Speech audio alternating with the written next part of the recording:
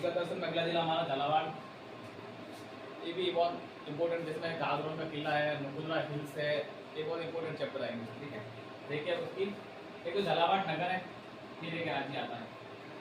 ठीक है, इस नगर को राज्य की व्यवस्था किसने की? अलग अलग की।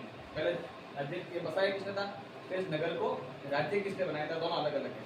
इस नगर को सबसे पहले जो बसाया गया था वो कोटा के महाराजा सेनापति था, सेनापति द्वारा बसाया, जालप सिंह ने बसाया था। नगर की स्थापना की, नगर की स्थापना की थी ना, राज्य नहीं बनाया था 1791 में।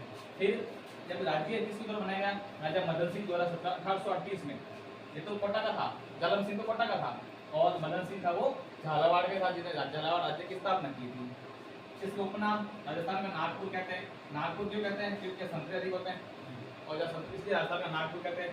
हेरिटेज सिटी उम्मेदपुरा की छावनी भी कहते हैं, इसको ब्रजनगर भी कहते हैं। फिर अंग्रेजों द्वारा स्थापित सबसे नवीन रियासत, सबसे नई रियासत थी अंग्रेजों द्वारा स्थापित झालावाड़। भौगोलिक प्रदेश इसका पूर्वी पठार, दक्षिण पूर्व में क्या आता है, राजस्थान दक्षिण पूर्व क्या है,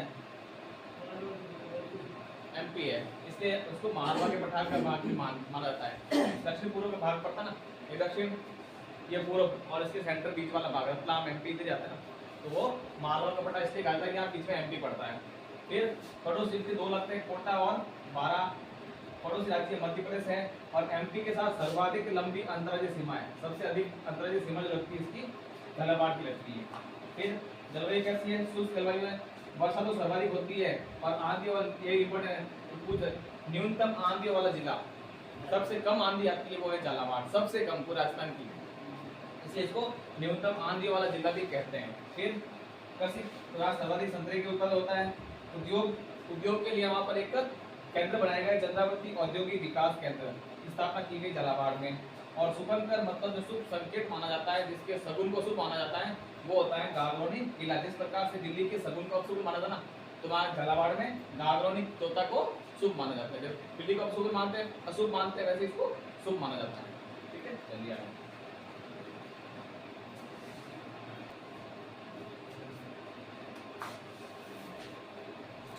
जिले में ऊर्जा के लिए यहाँ पर एक पावर प्लांट स्थापित किया गया, जिसका नाम है Kalisindh critical thermal power plant. इस जिले में जो ऊर्जा के कमी को देखते हुए प्लांट स्थापित किया गया।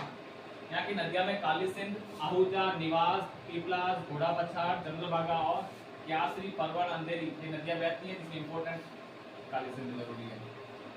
बांध में मोगरा, भीमसागर, सारोला, मुंडलिया, हरिश्चंद्र पान सागर बांध आते हैं इसमें।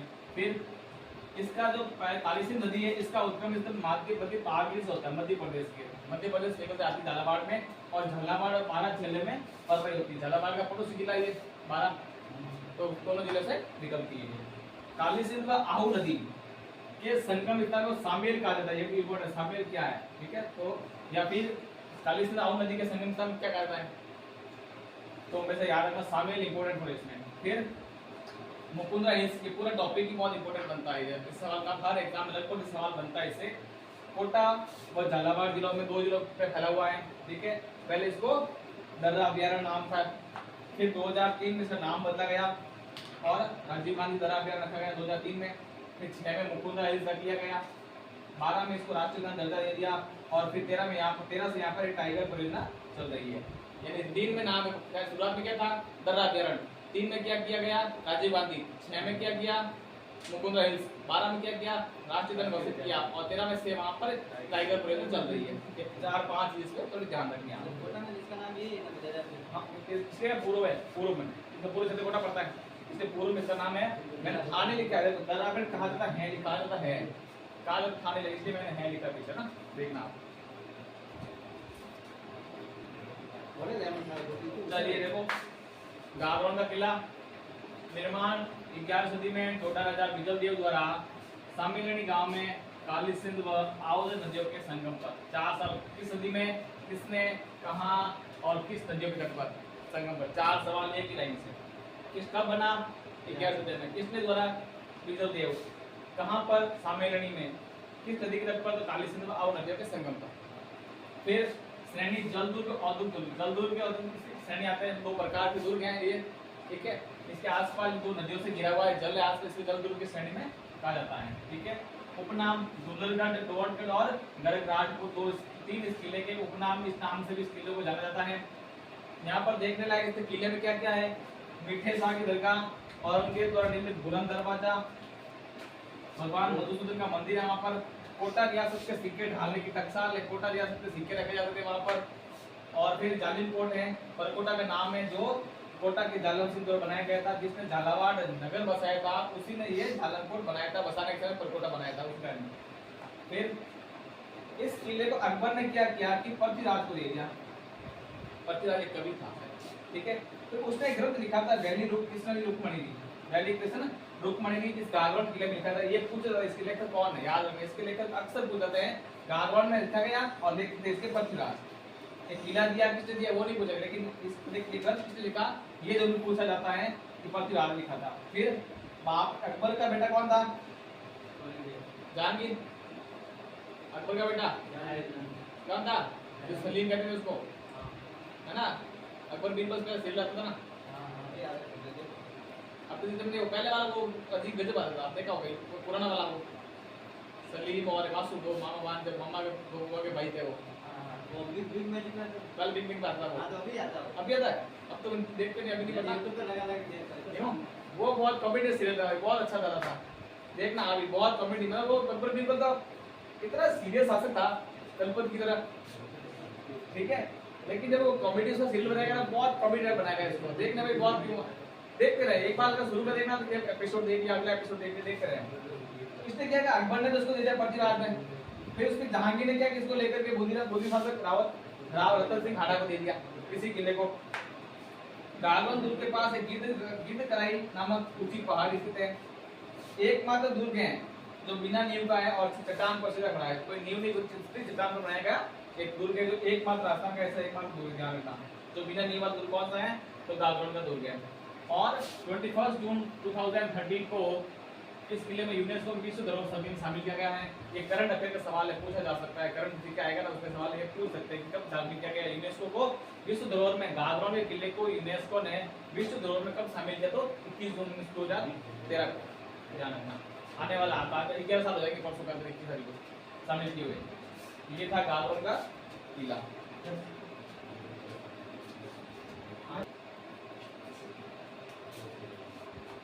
साका क्या होता है, सुना का साका एक बार जब युद्ध में राजा आ जाता है रानी जाओ। साका दो चीजों से मिलकर होता है, एक का केसर क्या, एक है जोहर,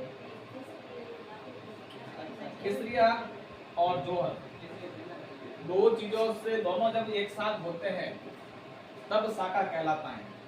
एक होने पर वो साका नहीं कहलाएगा। अब इसमें देखो केसरिया है वो पुरुष द्वारा किया जाता है, ठीक है, और साका जोहर है वो महिलाओं द्वारा किया जाता है। अब पहले क्या होगा, पहले होता है जोहर, जोहर पहले किया जाता था कब, जब कोई विदेशी आक्रमणकारी, देखो हिंदू आपस में लड़कर कभी ये साका जोहर कैसे नहीं करते, जोहर नहीं होता, साका जोहर नहीं होती, महिला हिंदू लड़ते थे तब ये आपस में राजा महाराजा युद्ध के आपस में कोई नहीं होता। लेकिन जब विदेशी लोग आते थे और आक्रमण करके तो राजा को हरा देते थे तो अपने सम्मान को बचाने के लिए वो रानियां थी जोहर कर लेती थी। जोहर केवल अग्निदान ही होता है, जोहर और जल में कूद कर भी मर सकती थी, किसी है ना बावड़ी में कुएं में कूद कर भी मर सकती थी वो, या फिर अग्नि में कोई फिक्स नहीं था। फिक्स कहाँ था, एक उसका पार्ट था सती, इसमें वो अग्नि में उसके पति की लाश के साथ हो, ठीक है, और सती एक कुप्रथा मानी गई थी।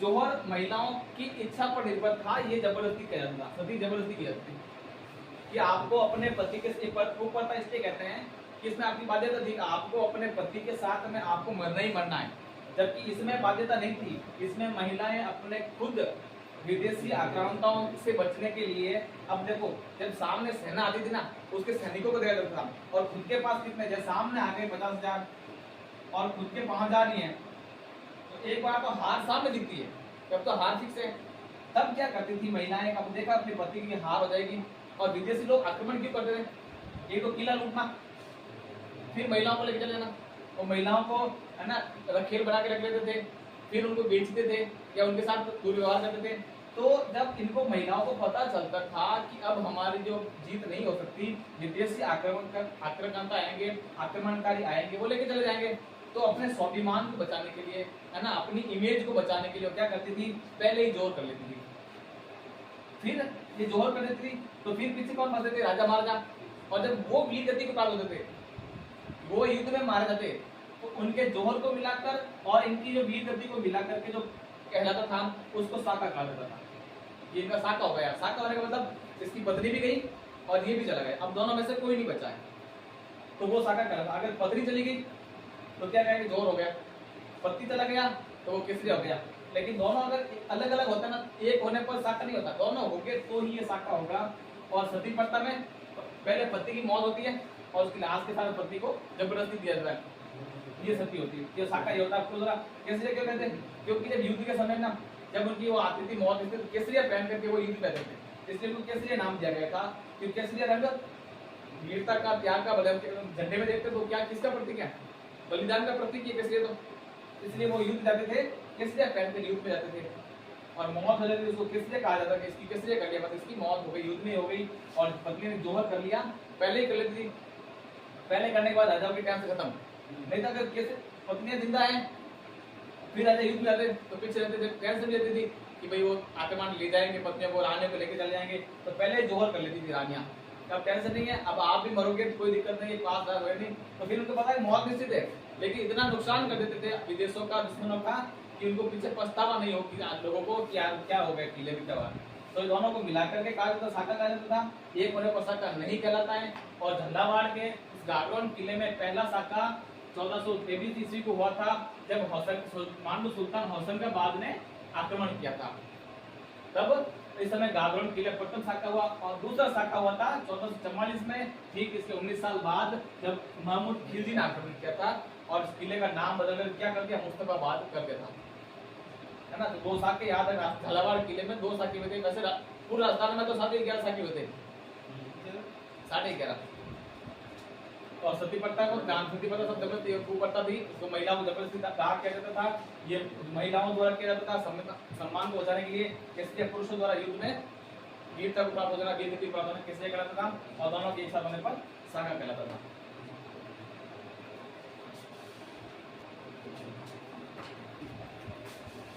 अब आते हैं मंदिर आगे। पहला है शीतलेश्वर महादेव मंदिर, जिसका निर्माण था 690 ईस्वी में राजा दुर्गन के मंत्री वापक ने करवाया था। यहाँ चंद्रमौलीश्वर महादेव से चंद्रमौलीश्वर महादेव मंदिर भी अलग है। चंद्रमौलीश्वर एक मौलेश्वर आएगा, है ना, तो यह मौलेश्वर मंदिर है, लेकिन ये है मौलीश्वर, दोनों अलग अलग है, ठीक है। और ये अर्धनारीश्वर महादेव मंदिर याद रखना, अर्ध एकमात्र है ना, झालावाड़ में है वो अर्धनारीश्वर महादेव मंदिर है, वो सिद्धेश्वर महादेव को कहते हैं अर्धनारीश्वर है।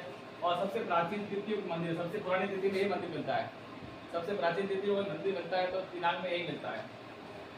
पद्मनाभ मंदिर या वैष्णव मंदिर, इसे 7 सहेलियों का मंदिर कहते हैं, इंपोर्टेंट है, 7 सहेलियों का मंदिर, है ना, पद्मनाभ मंदिर या वैष्णव मंदिर। कन्नड़ जन चौटे से 4 बजा मंदिर का है। और यहाँ शिव तांडव की मूर्ति है, तांडव नृत्य करते हुए की मूर्ति है, वो इस वैष्णव मंदिर में स्थापित है। चंद्रभागा मंदिर चंद्रभागा नदी के तट पर है। मौलेश्वर महादेव मंदिर है, ठीक है, ये चंद्रमौलीश्वर है, ये मौलेश्वर है। महादेव इतने हो गए जितने दुनिया में इंसान नहीं मिले। द्वारकाधीश मंदिर झालावाड़ नगर के संस्थापक जालिम सिंह ने बनवाया था 1796 ईस्वी में, गोमती सागर झील के किनारे। और वहाँ पर 1806 में वहाँ पर एक भगवान कृष्ण की मूर्ति स्थापित की गई। फिर चंद्रखेड़ी का जैन मंदिर 17वीं शताब्दी निर्मित, वास्तुशिल्प वैभव, धार्मिक पवित्रता साक्षी, ये सब उनके है ना, इसको उपनाम देते हैं इसको। प्रथम जैन तीर्थंकर थे भगवान आदिनाथ को समर्पित है मंदिर, खानपुरा के पास चंद्रखेड़ी मंदिर है। और वहाँ 6 फीट एक ऊंची मूर्ति लगी हुई है आदिनाथ की, ये चंद्रखेड़ी जैन मंदिर है। आदिनाथ की ये सवाल पूछता है प्रथम जैन तीर्थंकर कौन थे, अरे प्रथम और लास्ट, फर्स्ट से लास्ट पूछता है।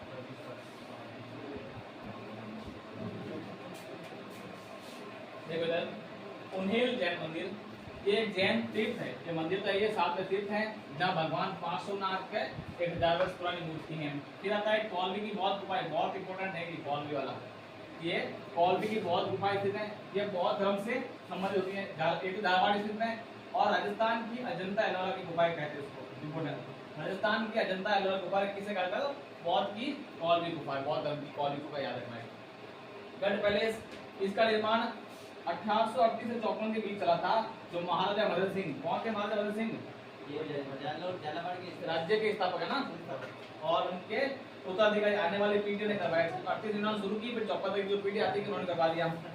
हर्बल गार्डन, आयुर्वेदिक औषधियां बनाने के लिए काम आने वाले थे वरुण, लक्ष्मणा, ये शतावरी, स्टीविया, रुद्राक्ष, सिंदूर, जितनी भी जड़ी बूटी वाले पौधे होने के कारण इस गार्डन को हर्बल गार्डन नाम दिया गया था।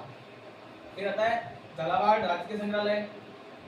1419 में स्थापित झालावाड़ राजकीय संग्रहालय राजस्थान में सबसे प्राचीन संग्रहालय में से एक है।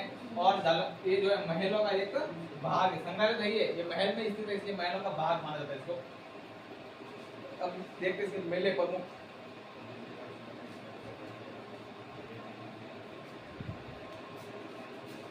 चंद्रभागा, ये की सवाल उठता है, चंद्रभागा पशु मेला कहाँ है? झालावाड़, झालावाड़ दोनों याद रखिए, तो नाम देखा या झालावाड़, या तो देखा झालावाड़ या देखा झालावाड़, याद रखना। कब बढ़ता है? कार्तिक पूर्णिमा को। कहाँ? चंद्रभागा नदी के किनारे पर, और झालावाड़ जगह में बढ़ता है। हाड़ौती का सुरंगा मेला भी कहते हैं इसको, है उपनाम हाड़ौती का सुरंगा मेला। राज्य स्तरीय पशु मेला है, और कार्तिक पूर्णिमा को लगता है चंद्रभागा मेला। गोमती सागर मेला, ये भी झालावाड़ में, ये भी चंद्रभागा नदी किनारे, केवल वैशाख पूर्णिमा ना, कार्तिक पूर्णिमा ये वैशाख पूर्णिमा है, दोनों एक सेम जगह पड़ता है। भवन नाट्यशाला, इसका निर्माण गढ़ पैलेस के परिसर में किया गया है, जो भी हमने पहले पढ़ा था। राजा भवानी सिंह ने करवाया था 1921 में, और ये ओपेरा शैली में निर्मित है। ओपेरा शैली निर्मित एकमात्र नाट्यशाला है राज्य की, एकमात्र ओपेरा शैली विदेश शैली थी, उसमें आया है। संत पीपाजी, मूल नाम प्रताप सिंह खिची, झालावाड़ में जन्म होते हैं। तो दर्जी समुदाय के लोग यहाँ संत पीपा की जयंती मनाते हैं, जबकि उन्होंने उसके काम वगैरह नहीं करते थे, दर्जी समाज के लोग। राजस्थान में निर्गुण भक्ति परंपरा की अलग जगाने वाले प्रथम संत, निर्गुण भक्ति की शुरुआत करने वाले प्रथम संत, याद रखना इसको, ये पूछा तो प्रथम संत कौन थे? निर्गुण भक्ति की परंपरा को फैलाने वाले तो संत पीपा जी थे। फिर इनका मंदिर है वो समदरी बालोतरा में है, और इनकी जो गुफा है वो टोडा राय सिंह कैकड़ी की तहसील है, उस जगह स्थित है।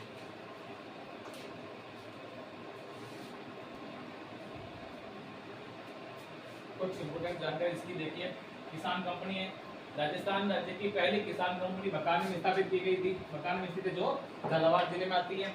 फिर बिंदोरी नृत्य, जिले का लोकप्रिय नृत्य है, जो होली के अवसर पर किया जाता है, जो झालावाड़ में किया जाने वाला नृत्य है वो बिंदोरी नृत्य है। अश्वगंधा की मंडी झालावाड़ में स्थित है। झालावाड़ को घंटियों का शहर या फिर पूछ सकता है घंटियों की शहर किसे कहते हैं। और फिर झालावाड़ जिले में ऑक्सीजन का भंडार कहलाने वाले बागेर वन क्षेत्र, ऑक्सीजन का भंडार कहलाता है बागेर वन क्षेत्र, ध्यान रखना। मैं वन विभाग 7 नंबर एक इको ट्रेल विकसित करेगा, ठीक है। इसी के साथ जिला पूरा होता है, बाकी पढ़ेंगे बाद में।